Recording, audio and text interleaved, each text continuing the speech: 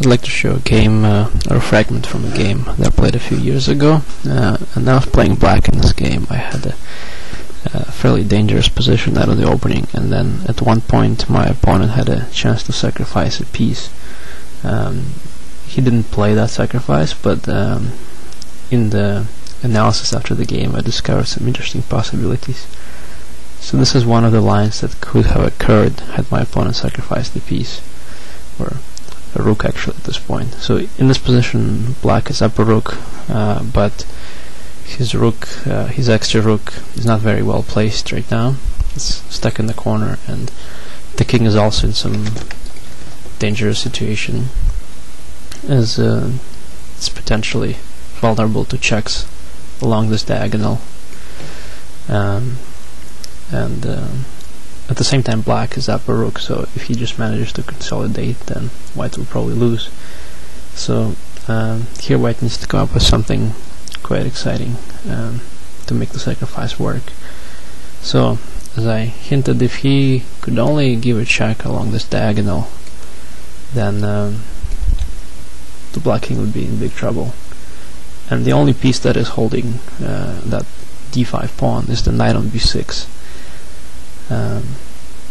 So white here has a very, very interesting resource, which is queen b6. It does seem like just a very typical sacrifice from some tactics exercise book, but there's a bit of a twist to this. So let's just look at what happens if black tries to take the queen. Say he goes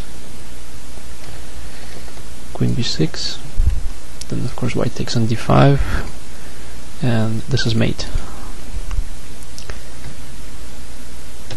It doesn't really matter if he takes back with a pawn, it's the same thing. What if he, realizing that he can't take back the queen, at least tries to hold on and say play queen e5? Now d5 is protected, and while black is still up in exchange, and white has another move, queen b7. Now there's a lot of threats. The rook is the rook is being threatened on c8. White is also threatening to capture on d5, and he's also threatening queen f7 mate. So there's a lot of threats, and black can't really defend all this stuff. So queen e5 doesn't really help, and it doesn't really matter if he goes queen d2 or anything else along those lines. But if black looks deeper into the position, he'll realize that bishop d5 is only checkmate because the rook is on f1 and the rook is guarding the f file. And if he could only try to distract the white rook from the f file, then the white sacrifice would lose a lot of its power. So here black has a very crazy response, which is queen e1. This is really the only move in this position, and it does give black some pretty good chances for survival.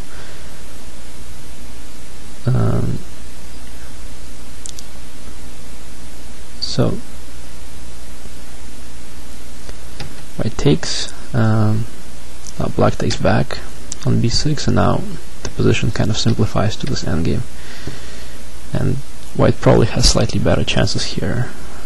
So all in all, queen b6 is a very valid sacrifice, but he doesn't quite win yet. So queen e1 is a very worthy response.